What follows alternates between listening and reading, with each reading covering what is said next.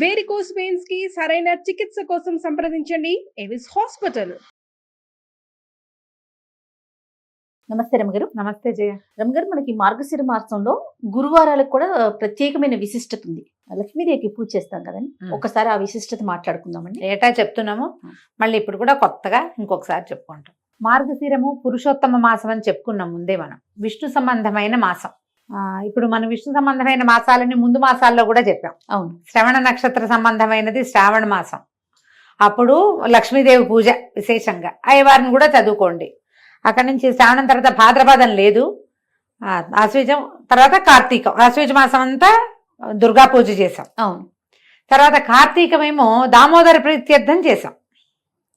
ఈ మార్గశిరము సాక్షాత్తు విష్ణు స్వరూపం. అక్కడ కార్తీక దామోదర ప్రీత్యర్థం, శివాభిషేకం, దుర్గాభిషేకం చెప్పుకున్నాం. శివాభిషేకం చెప్పాం, కార్తీక దామోదర ప్రీత్యర్థమే సాలగ్రామ దానం అన్ని కూడా అలా చెప్పాం. ఇక్కడ పూర్తిగా ఇది విష్ణు మాసమే. అయితే ఈ విష్ణు మాసంలో ఉన్న గురువారాలు చాలా ప్రత్యేకమైనవి. మామూలుగా మనం శుక్రవారం లక్ష్మీ పూజ చేయటం మన ఆనవాయితీగా ఉంటుంది. భారతదేశం అంతా శుక్రవారాలు పాటిస్తున్నప్పటికీ కొన్ని ప్రాంతాల్లో ఈ గురువారాన్ని లక్ష్మీవారం అంటాం మనకు కనిపిస్తుంది. పల్లెటూళ్ళల్లో కనపడుతుంది. అది కాక పల్లెటూళ్ళల్లో మనవాళ్ళు కాదు, తుని ఆ ప్రాంతాలు, విశాఖపట్నము, శ్రీకాకుళం ఆ వైపు, కొంచెం ఒరిస్సా వైపుకి వెళ్లే కొందికి దాన్ని లక్ష్మీవారంగానే చెప్తారు. లక్ష్మీవారం అంటారు. ఆ రోజున మనం ఇళ్ళు బూజులు దులపటం కానీ, తర్వాత ఏమో చెత్త బయట పడేయటము, పాత సామాన్లు తీసి బయట పారేయటము అలాంటివి కూడా చెయ్యరు. గురు శుక్ర 2 రోజులు పట్టింపే వాళ్ళకి. ఓకే. మనం మిగిలిన రోజులంతా శుక్రవారమే పాటించిన మార్గశిరంలో మాత్రం ప్రత్యేకంగా లక్ష్మీ పూజ చేసుకోవటం ఒక విధానంగా కనపడుతుంది. ఇప్పుడు మనం మామూలుగా అసలు రోజువారీ లక్ష్మీ పూజ కాకుండా మార్గశిర గురువార వ్రతం అని ఒక నోము కూడా ఉంది. నోముకు ఒక నియమం, పూజ అయ్యేదాకా ఏమీ తినకూడదు. గురువారం నాడు నెత్తికి నూనె రాసుకోకూడదు, పూజ అయ్యేదాకా తలకాయ దువ్వుకోకూడదు, ఏమీ తినకూడదు. ముందు చెప్పిందే ఇది. తర్వాత పూజ అయిపోయాక ప్రసాదం పుచ్చుకుని ఈ కథని ఎవరికైనా చెప్పాలి. తెలిసిన వాళ్ళకైనా సరే కథ విను అని ఫోన్లో అయినా కథ చెప్పేయాలి. ఇది నియమం. ఈ నియమం ప్రకారం మనకి ఇళ్లలో ఎవరికైతే మార్గశిర గురువార వ్రతాలు ఉన్నాయో, నోములు వ్రతాలు ఉన్న కుటుంబాలు కొన్ని ఉంటాయి, అలవాటుగా అనుచరణంగా వచ్చినవి. మీకు అలవాటు ఉంటే లక్షణంగా చేసుకోండి మీ పద్ధతుల ప్రకారం. అలవాటు లేదు, మనకు తెలీదు, మనం ఇప్పుడే వింటున్నాం, లేదా 4 ఏళ్ల క్రితం చెప్పడం మొదలుపెట్టాం, 4 ఏళ్ల నుంచి వింటున్న వాళ్ళు, ఇవాళే వింటున్న వాళ్ళు కూడా హాయిగా సంతోషంగా లక్ష్మీ పూజ చేసుకోండి. మార్గశిర మాసం పురుషోత్తమ మాసం కాబట్టి అమ్మవారి లక్ష్మీదేవి నిత్యానపాయిని, ఆయన్ని అనుసరించి ఉంటుంది. స్వామివారే సాక్షాత్తు స్వరూపంగా భావించేటువంటి మార్గశిరంలో ఆమెని గురు శుక్ర 2 రోజులు పూజించండి. గురువారం నాడు మనం ఎలాగో కథ చెప్తాం కదా, హాయిగా ఈ కథ వినేయండి. ఆ కథ అందేసుకుని అక్షంతలు చేత పుచ్చుకోండి. లక్ష్మీ పూజ అయిపోయాక చివర ఆ కథ విన్నాక అక్షంతలు కొన్ని అమ్మవారి మీద వేసి కొన్ని మన మీద వేసుకోండి. ప్రత్యేకంగా స్వరూపము ఏమీ పెట్టుకోక్కర్లేదు. మీ ఇంట్లో ఏ లక్ష్మీదేవి పటం ఉందో, ఏ లక్ష్మీదేవి విగ్రహమో ప్రతిమా విశేషమో ఉంటుంది. కొంతమంది దగ్గర కాయిన్స్ ఉంటాయి, బంగారు రూపులు ఉంటాయి, వాటికి పూజ చేసుకునే అలవాటు ఉంటే చక్కగా ఆ రూపుకే, ఆ ప్రతిభకే, ఆ ఫోటోకే పూజ చేసుకోండి. లక్ష్మీ పూజ సులువుగా చేసుకునే విధానం చిన్న చిన్న పుస్తకాలు దొరుకుతాయి. లక్ష్మీ పూజ విధానం కొనుక్కోండి, 5-10 రూపాయల్లో దొరుకుతుంది. ఓకే. ఆన్లైన్ కూడా లక్ష్మీ పూజ విధానం దొరికేస్తుంది. మీరు శ్రీ సూక్తంతో చేసుకోవచ్చు. మామూలుగా షోడశోపచారాల పూజకి కూడా చిన్న చిన్న పుస్తకాలు అవైలబుల్గా ఉంటాయి. అవి చూసుకుని చక్కగా చేసేసుకోండి. పూజ చేసుకోవటం 5 వారాలు 4 వారాలు వస్తాయి. ఈ సంవత్సరం 4 గురువారాలు ఉన్నాయి. ఎందుకంటే మన ఫస్ట్ 2వ తారీఖు నుంచి మొదలు కదా పాడ్యం. ఎప్పుడు మాఘ కాదు, మార్గశిర మాసం 1వ తారీఖు నుంచి మొదలు పెట్టింది. డిసెంబర్ 2 నుంచి మనకి మార్గశిర మాసం మొదలైంది. పోలిపాడ్యం చేసుకున్నాం కదా. అంటే ఈ నెల 4 గురువారాలు ఉన్నాయి. 4 గురువారాలు వచ్చినాయి. మార్గశిర గురువారాలు 4. ఒక సంవత్సరం 5 వస్తాయి. అవును, 5 వచ్చినప్పుడు 5 రకంగా చేసుకుంటాం. 4 వస్తే ఇక 4 రకంగా. ప్రతి వారము ఒక్కొక్క నివేదన చేసే విధానం వ్రతస్థులకి, ఎవరైతే మార్గశిర గురువార వ్రతం ఉందో వాళ్ళకి, మనలాంటి వాళ్ళకి ఆ హడావిడి ఏం లేదు. మామూలుగా చక్కగా పరమాన్నం వండటం, కొంచెం శనగపప్పు వేసి వండుకోండి. మీకు ఓపిక ఉండి, చేతొచ్చి, శక్తియుక్తులుండి బాగా సేవించాలన్న ఆస్తుంటే బూరెలు అలాంటివి కూడా చేసుకోవచ్చు. శనగపప్పుతో బూరెలు చేస్తాం కదా, అమ్మవారికి శనగపప్పు ప్రీతి. లక్ష్మికి సంబంధించిన ధాన్యాలలో ఈ పప్పుల్లో ఇది ముఖ్యమైనది శనగపప్పు. మీకు ఎవరు చెప్పారు? లాంటి చొప్పదంటు ప్రశ్నలు వేయకండి దయచేసి. శనగపప్పు ఇలాంటి లక్ష్మీదేవి ప్రశ్నలు కూడా ఎదుర్కొంటున్నారు రమణ. బ్రహ్మాండంగా ఎదురు. మీకు ఎవరు చెప్పారు? మీరు వెళ్ళి అడిగారా? ఆవిడ మీ పక్కింట్లో ఉంటుందా? ఇలాంటివి అడుగుతారు. అంటే సనాతనంగా వస్తుంది, మన మన మన ముందు తరం వాళ్ళు చేశారు, మనం చేస్తున్నాం, అట్లా చేసుకుంటూ పోతాం కదా. పోతాం అంతే. లక్ష్మీదేవి దానికి ఇష్టమని ఒకళ్ళు వచ్చి చెప్తారా? చెప్పాలా? అడుగుతారమ్మా. ఉమ్. నువ్వు ఎంత సీరియస్ మ్యాటర్ గురించి మాట్లాడినా దాని మీద ఒక చొప్పదంటూ ప్రశ్న అంటారు, దాన్ని వేస్తూ ఉంటారు. మీకు కావాలంటే మీ పక్కింట్లో లక్ష్మీదేవి ఎవరన్నా ఉంటే కనుక్కోండి. మా పక్కింట్లో ఉంది లక్ష్మీదేవి. మా ముందు ఇళ్లలో ఉంది, చెప్తుంది. ఆ, అది. మా ముందు ముందు ఇళ్లలో తరాల్లో ఉంది మనకి. అందుకని మనకు తెలిసింది. అంతే. శనగపప్పుతో ఏదో ఒక పదార్థం చేసుకోండి. పరమాన్నం చేసుకుని పెట్టుకోవచ్చు అమ్మకి, మీ ఓపిక. ఉమ్. నివేదన చేసుకోండి చక్కగా. గురువారం నాడు లక్ష్మీదేవిని పూజించి, శుక్రవారం నాడు ఎలాగో మనం ప్రతి శుక్రవారం పూజ చేసుకునే అలవాటు ఉన్న వాళ్ళు మానేయాలా అని డౌట్ వస్తుంది. మానొద్దు. ఓకే. ఈ నెలలో వారానికి 2 సార్లు లక్ష్మీదేవిని పూజిస్తాం. రోజు లక్ష్మీ పూజ అలవాటు ఉన్న వాళ్ళ సంగతి ఇక మహత్తరంగా ఉంటుంది, వాళ్ళు ఎలాగూ చేసుకుంటారు. శుక్రవారం స్పెషల్తో పాటు గురువారం కూడా స్పెషల్ చేసుకోండి. దీనికి ఒక వ్రత కథ కూడా ఒకటి చెప్పబడుతుంది. చిన్న కథే, అది చెప్తాను. పూర్వం ఒక బ్రాహ్మణ కుటుంబం ఉండేది. పెద్ద భార్య, మొదటి భార్య చనిపోయింది. ఆ భార్యగా సుశీలని ఒక కూతురు ఉండేది. ఈ పాపాయి ఉండగానే తండ్రి ఇంకో ద్వితీయ వివాహం చేసుకున్నాడు. ఇలాంటి కథలు విన్నప్పుడు ఈ రెండో పెళ్లి ఎందుకు చేసుకోవాలి, అదే భర్త చనిపోతే వాళ్ళ అమ్మ పెళ్లి చేసుకుంటుందా, ఇలాంటి ప్రశ్నలు కూడా ఎప్పుడూ తలెత్తుతూనే ఉంటాయమ్మా. పురాతనపు పద్ధతుల్లో ఏంటంటే ఆడవాళ్ళు లేనిదే ఇళ్ళు నడిచేవి కాదు. మగవాళ్లే ఆడపని మగ పని చేసేసేయటము కుదిరేది కాదు. పైగా బ్రాహ్మణ గృహాలలో వీళ్ళకి అగ్ని అవన్నీ నియమాలు ఉండేవి. తప్పకుండా యజనం చేయాలి, రోజువారీ హోమము, దానికి స్త్రీ సహాయం చాలా అవసరం. ఆడవాళ్ళు హోమానికి ఉండటమే కాకుండా సహాయానికి రెండిటికీ కావాలి. ఓకే. ఒక ఆడపిల్ల ఉంటే దానికి వివాహం చేయాలన్నా తల్లి లేనిదే, ఆడమనిషి లేనిదే అవన్నీ సాగవు. కాబట్టి తప్పకుండా ద్వితీయ వివాహాలు జరిగేవి. పురాతన గాథల్లో మనకి ఇవే కనపడతాయి. మన తాత ముత్తాతల్లో ఇద్దరిద్దరు భార్యలు ఉన్న వాళ్ళు మనకే ఉంటారు బోళ్ళంత మంది. మనమే కొంచెం పూర్వ చరిత్ర తిరగేస్తే అవునండి, అవును. మన ముందు 3-4 తరాల ముందు ఖచ్చితంగా కనపడతారు ఉంటారు. మనకి. ఇక ఏం చేసేదేం లేదు దాని మీద. ఉమ్. అయితే ఇంకో వివాహం చేసుకున్నాడు ఆయన తండ్రి. ఈ చిన్నపిల్ల ఒక 4-5 సంవత్సరాల పాప ఉండగా, సుశీలని. అయితే ఆయనకి రెండో భార్యకి కుమారుడు, ఒక పిల్లలు కలిగారు వరుసగా. ఇది సవితల్లి ఆవిడ ఏం చేసింది, మారుటి తల్లి ఈ పిల్లకి చంటి పిల్లల్ని ఎత్తుకోవడానికి అప్పచెప్పేది. పిల్లని ఆడించు, తమ్ముడిని ఆడించు, చెల్లిని ఆడించు అని ఆడించడానికి ఇచ్చి పిల్లలకి ఈ పెద్ద పిల్లకి కాలక్షేపానికి అంత బెల్లం ముక్క పెట్టేది. సో ఈ బెల్లం ముక్క తీసుకో, తమ్ముడిని ఆడించు కాసేపు అంటే తమ్ముడిని తీసుకుపోయేది పిల్ల. తల్లి వచ్చేసరికి ఒక 5-7 సంవత్సరాలు ఉంది. రెండో ఆవిడ వచ్చేసరికి ఈ పిల్లాడి పుట్టేసరికి దానికి ఒక 7-8 ఏళ్ళు వచ్చినాయి. పిల్లల్ని చంకనేసుకుంటారు 7-8 ఏళ్ల పిల్లలు. అయితే పక్క ఇళ్ల వాళ్ళందరూ మార్గశిర గురువారం నోవులు చేసుకుంటున్నారట. చక్కగా కుందన బొమ్మలాగా ఉండి పిల్లల్ని ఎత్తుకుని తిరిగే ఈ పిల్లని చూసి వాళ్ళు అన్నారు, వసే రావే నువ్వు కూడా నోవు నోచుకుందు కానీ అని పిలిచారు. పిలిస్తే వాళ్ళ ఇంట్లో నోవు ఆ మంత్రాలు అవి వింటుంటే పిల్లకి సంతోషంగా అనిపించింది.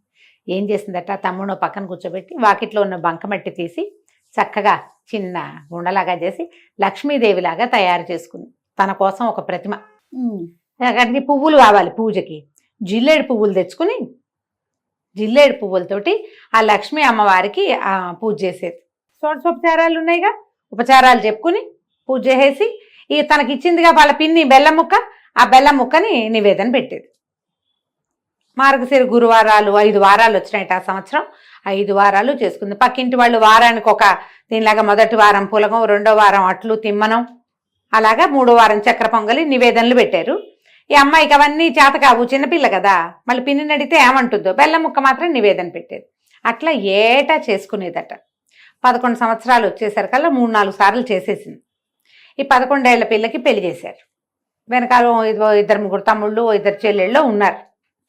అయితే పెళ్లి చేస్తే ఈ పిల్ల ఏం చేసింది, అత్తవారింటికి వెళ్ళిపోతూ ముందు వెళ్ళలా. 11వ ఏట ఏం వెళ్ళిపోలే, అలా పంపేవాళ్ళు కాదు, వ్యక్తురాలు అయ్యాక పంపించేవాళ్ళు. తర్వాత కూడా కొన్నాళ్ళు ఇక్కడే పూజ చేసుకునేది. అమ్మా నాన్న శుభ్రంగా ఉండేవాళ్ళు, చక్కగా పిల్లలు కలిగారు, ఇల్లు వాకిళ్ళ లక్షణంగా బాగుండేవి.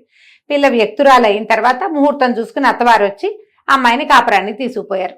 అడ్డుకి తీరిపోయాక తీసుకెళ్తే వెళ్తూ ఈ అమ్మాయి ఏం చేసింది, తను పూజ చేసిన ఆ బంకమట్టి లక్ష్మీదేవి ఉంది కదా, లక్ష్మీదేవి ప్రతిమ, మృణ్మయ ప్రతిమ, అది తీసుకుని వెళ్ళిపోయేది. తీసుకెళ్ళిపోయాక అత్తవారు కొంచెం పర్వాలేదు బాగానే ఉండేవాళ్ళు. ఈ అమ్మాయి వెళ్ళేసరికి వాళ్ళకి ఇప్పటి ముప్పటిగా పాలు పొంగినట్టు సిరులు పొంగిపోయినాయి వాళ్ళ ఇంట్లో. చక్కగా ఏటా నోవులు చేసుకునేది లక్షణంగా. అంతకుముందు ఇక్కడ ఉంటే బెల్లం ముక్కలు అవి పెట్టేది. అక్కడ అత్తవారింటికి వెళ్ళాక దాని సొంత ఇల్లు, సొంత ప్రపంచంగా చక్కగా వారానికి ఒక నివేదన చొప్పున చేసుకుని లక్షణంగా వ్రతం చేసుకుని అందరినీ పిలిచి తాంబూలాలు వాయినాలు ఇచ్చి లక్ష్మీదేవికి సంతోషం ప్రీతికరంగా ఉండే పనులన్నీ చేసేది. ఇప్పుడు ఇక్కడ ఒక ప్రశ్న, లక్ష్మీదేవికి ప్రీతికరమైన పనులు ఏమిటి? మొదటిది ఇల్లు శుభ్రంగా ఉంచుకోవటం, ఆడవాళ్ళు గయ్యాళిగా ఉండకపోవటం. గయ్యాళి ఆడవాళ్ళకి సిరి నిలవదు. మనం ఇప్పుడు వెంటనే మనకు ఒక లిస్ట్ వస్తుంది, అబ్బో మా వాళ్ళు గయ్యాలి వీళ్ళు గయ్యాలి వాళ్ళ దగ్గర బోల్డ్ డబ్బులు ఉన్నాయి. సిరి అంటే డబ్బు ఒకటే కాదమ్మా, అన్ని చాలా ఉన్నాయి. సౌభాగ్యం, భర్తలతోటి ఆనురూప్యం, వాళ్ళతోటి ఒక కలిసి ఉండటం, సంతానము, ఆరోగ్యం, నలుగురిలోనూ పెంపు, ఘనత, ఇవన్నీ కదా ఐశ్వర్యం అంటే. చక్కగా ఉండేది. ఈ ఇష్టం వీటితో పాటుగా ఇల్లు శుభ్రంగా ఉంచుకోవటం, ఇవన్నీ కూడా వచ్చిన వాళ్ళని అతిథి అభ్యాగతులను సేవించడం లక్ష్మీదేవికి ఇష్టం. ఇల్లు వాకిళ్ళు శుభ్రం, మనుషులు శుభ్రంగా ఉండటం, పూజ గది ఎప్పుడు కళకళలాడుతూ ఉండటం, వచ్చిన వాళ్ళని కనుక్కోవటం, మంచి ప్రవర్తన, పోట్లాటలు కలహ కారణాలు ఉండకపోవటం, అవి లేని చోట లక్ష్మి ఎప్పుడు స్థిరంగా ఉంటుంది. అన్ని రకాల లక్ష్ములు బాగుంటాయి. అయితే ఏమైంది, ఎప్పుడైతే ఈ పిల్ల వివాహం అయ్యి అవి అటు తీరి వెళ్ళిపోయిన తర్వాత మెల్లిగా తండ్రి పరిస్థితి దిగనాసిల్లిపోయింది. నానాటికి తీసుకట్టు నాగం భట్టు అయింది. చివరికి కూతురు బాగా సంపన్నురాలు అయ్యేసరికి వీళ్ళు దిగనాసిల్లిపోయారు. ఏమిటో ఎప్పటికప్పుడు పోవటమే వాళ్ళ ఇంట్లో, ఏది నిలిచేది కాదు. ఎంతో బాధగా ఉండేది తల్లికి తండ్రికి. అయితే ఏం చేశారట వాళ్ళు, తమ్ముడిని పంపించిందట పింతల్లి. కొంచెం పర్వాలే బాగానే చూసింది, అంత పెద్దగా అయ్యాళ్ళేం కాదు ఆవిడ. అక్కయ్య దగ్గరికి వెళ్ళరా, మన పరిస్థితి బాగుండలేదని చెప్పు, ఏదైనా ఇస్తే పట్టుకురమ్మని పిల్లవాడిని పంపించింది.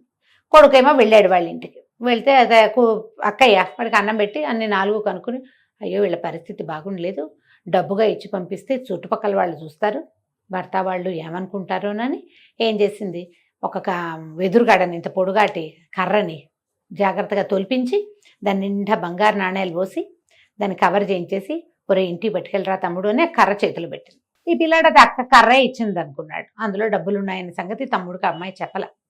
కర్ర పుచ్చుకుని వెళ్ళాడు. వెళ్ళేసరికి అలా మధ్యదారిలో ఎక్కడో కర్ర దేనికో ఆనించి ఎక్కడో కూర్చుని పడుకుని నిద్రపోయాడు.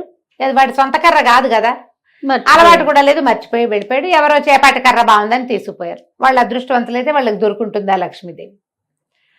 తల్లి అడిగింది, ఏమిచ్చిందిరా అక్క అంటే, ఏమో మా కర్ర ఇచ్చింది, అది నేను ఎక్కడో వదిలేశాను అన్నాడు. ఆవిడకి అర్థం కాల, కూతురు ఏం పంపింది ఏమిటి సంగతి.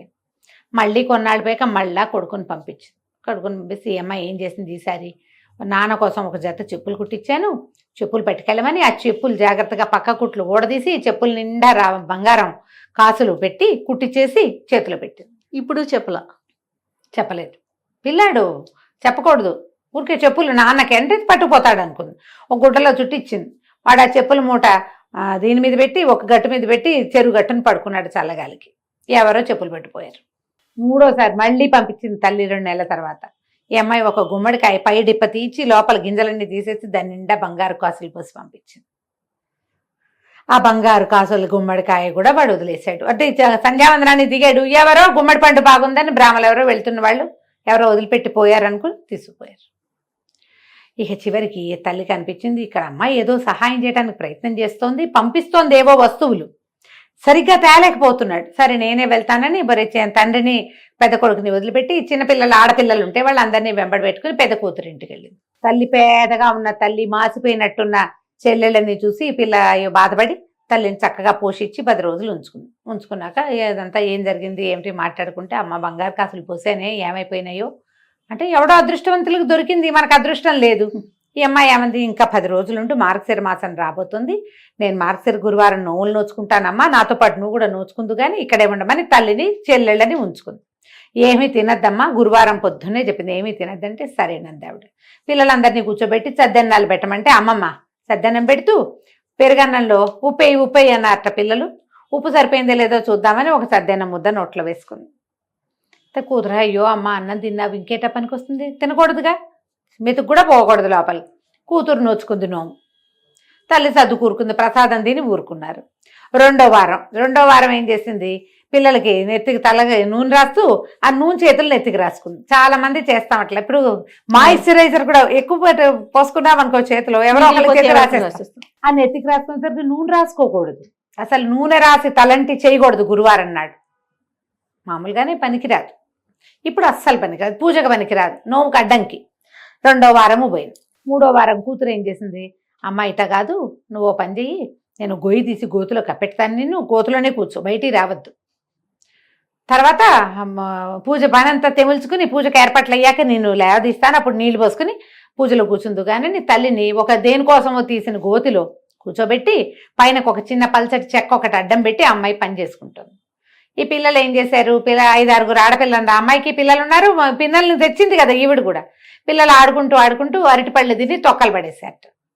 ఈ పల్చటి చెక్క వీళ్ళు ఇడిదిరిగి ఆ చెక్క తొలగిపోయి అరటిపండు తొక్కు ఈవిడ దగ్గర పడింది. ఈవిడ అప్పటికి 2-3 గంటల నుంచి ఆ గోతలో కూర్చుని ఉంది. అరటిపండు చేత్తో పుచ్చుకుంటే దాని లోపల అడుగుని ఇట్లా గుజ్జల్నే ఉంటుంది కదా, ఊరికే ఇట్లా గోరుతోటని ఇలా నాలుగుకి రాసుకుంది. 3వ వారం కూడా పోయింది. అమ్మ ఏమి తినలేదు కదే అని అడిగితే, కాదే అరటిపండు తొక్కలో లోపల గుజ్జు నోట్లో వేసుకున్నానమ్మా అనేసరికి పనికిరాలి. ఇక 4వ వారం అమ్మ ఏం చేసినట్ట కాదని తల్లిని పొద్దున్న లేవగానే ఆవిడ తన చెంగుగా ఆవిడ చేయి కట్టేసుకుని, నువ్వు నాతోటే ఉండు, నువ్వు ఇంకేం పని చేయదు, నా వెనకాలే ఉండని తల్లితోటే అటు ఇటు తిరిగి మొత్తానికి సరిగ్గా పూజ జరిగే వేళకి స్నానం చేయించి కూర్చోబెట్టింది. తల్లి పిల్ల ఇద్దరు నువ్వు నోచుకున్నారు. తాంబూలాలు వాయనం పెట్టారు లక్ష్మీదేవికి. పెట్టి లక్ష్మీదేవిని ప్రార్థించింది. ఈ ప్రతిమ ఉంది కదా, ఆ ప్రతిమలోంచి లక్ష్మీదేవి లేచి వచ్చేదట అమ్మాయి దగ్గరికి. లేచి వచ్చి కూతురు వాయనం తీసుకుని తల్లి వాయనాన్ని వదిలిపెట్టేసింది. లక్ష్మీదేవిని అడిగింది ఈ అమ్మాయి సుశీల, అమ్మ ఎందుకు మా అమ్మ వాయనం తీసుకోలేదు, మా అమ్మ వాయనం కూడా తీసుకో అని అడిగేసరికి, నేను తీసుకోను, నేను చిన్నప్పుడు నువ్వు చిన్నపిల్లగా ఉన్నప్పుడు మీ అమ్మ నిన్ను చీపురు పెట్టి కొట్టింది, నాకు గుర్తులేదమ్మా, నీ గుర్తులేకపోయినా నాకు గుర్తుంది, నువ్వు నోవు నోచుకుంటున్న రోజున చీపురు పెట్టి కొట్టింది, అందుకని మీ అమ్మ వాయనం నేను వల్లను, నేను వెళ్ళిపోతున్నాను అనేసరికి ఇలా సుశీల లబలబలాడి బతిమలాడుకుని, పుట్టింట్లో ఉండగానే కదా నేను నేర్చుకున్నాను, నేను ప్రార్థించడం నేర్చుకున్నాను, మా అమ్మ మా పుట్టిల్లు ఇట్లా గది కడుక్కుపోతే ఎట్లా నాకు సాగుతుంది, నా తమ్ముళ్ళు అందరూ బాగుండాలి కదా అని బతిమలాడి అమ్మతో క్షమాపణలు చెప్పించి ఇంకెప్పుడు చేయదు, ఎప్పుడూ చేయలేదు. ఆ రోజు ఏదో చంటి పిల్లలతోటి బాధపడుతూ మా అమ్మ అట్లా ఉద్రేకంలో చేసింది, తర్వాత నన్ను బాగా చూసుకుంది, నాకు పెళ్లి చేసింది, పురుళ్ళు పోసింది అని బతిమలాడి లక్ష్మీదేవిని ఒప్పించింది. అప్పుడు ఆవిడ ఆ వాయనం తీసుకుందట. ఆ తర్వాత తండ్రికి అన్ని రకాలుగాను కలిసి వచ్చింది. తండ్రి పిల్ల తర్వాత చెల్లెళ్ళు పెళ్ళిళ్ళు అయినాయి, తమ్ముడికి పెళ్ళి సంతానం కలిగింది, పుట్టిల్లు కూడా చక్కగా ఉంది. దీంట్లో ఈ కథలో నీతి ఏమిటి, మనతో పాటు మన పుట్టిల్లు కూడా బాగుండాలని కోరుకోవాలి. లక్ష్మీదేవికి అత్యంత ఇష్టమైన విషయాలలో తను ఎక్కడి నుంచి బయటకు వచ్చానో అది కూడా బాగుండాలన్న కోరిక ఉండటం ఆమెకి ఇష్టం. పుట్టింట్లో దంతా లాగేసుకుని అత్తారింట్లో దాచిపెట్టుకునే రకాలు ఎన్నున్నాయి, ఇప్పుడు చాలా ఉంటాయి. ఈ రకాలు మార్చుకోండి. పుట్టిల్లు వృద్ధి కావాలని కోరిక ప్రార్థించేటప్పుడు దేవుడికి దండ పెడతాం, మా ఆయన, నా పిల్లలు, మా అత్తగారు, మా ఇల్లు, మా ఇంటి పేరు, అదొకటే కాకుండా పుట్టింటిని కూడా ఆడవాళ్ళు కోరుకోవాలని ఈ కథ చెప్తుంది. ఈ కథ విని అక్షంతలు వేసుకోవటం, అమ్మవారి మీద అక్షంతలు వేసి మన మీద కూడా అక్షంతలు వేసుకోండి. పూజ అయిపోయినట్టే. మీరు నివేదన చేసిన పదార్థాన్ని చక్కగా ప్రసాదంగా స్వీకరించండి, చుట్టుపక్కల వాళ్ళకి పెట్టండి. లక్ష్మీకరము అని అనుకునేటువంటి పసుపు కుంకుమ, తర్వాత ఏమో మనము పళ్ళు పువ్వులు అలాంటివి వాయనం ఇవ్వండి. ఓకే. ఒకవేళ మీరు నోముగా చేసుకుంటే మీ ఇంట్లో ఏ రకమైన విధానం ఉందో ఆ విధానాన్ని చక్కగా పాటించుకోవచ్చు. కొత్తవి మొదలు పెట్టుకోవద్దు, నోముగా చేసుకోకండి, పూజగా చేసుకోండి. ఓకే. ఈ నోములు ఏంటంటే అత్తవారిళ్లలో ఉంటే చేసుకోవాలమ్మా, అత్తారింట్లో లేనివి కొత్త మొదలు పెడితే మీకు భయం వేస్తుంది. లేదా మీరు ఇంకొకటి చెప్తా, ఇందులో మీకు చాలా ఉంది మనసు, ఇలా నన్ను యూట్యూబ్ అక్కయ్యల్ని ఫాలో అవ్వకుండా ఎవరైనా మీ కజిన్స్ బాగా క్లోజ్ ఫ్రెండ్స్ ఇది చేసుకుంటారనుకోండి, వారితోటి ఒకసారి వారితో దగ్గరుండి చేయించుకుని వారిని ఫాలో అవుతూ చేసుకోండి. ఒకవేళ మీకు ఆస్తుండి మనసు ఉంటే గనక కావాలంటే ఇలా చేసుకోవచ్చు. కానీ ఇలా పై వాళ్ళు ఎవరో చెప్తే కాదు, కంటితో చూసి నేర్చుకుని చేసుకోండి. నమస్తే. నమస్తే.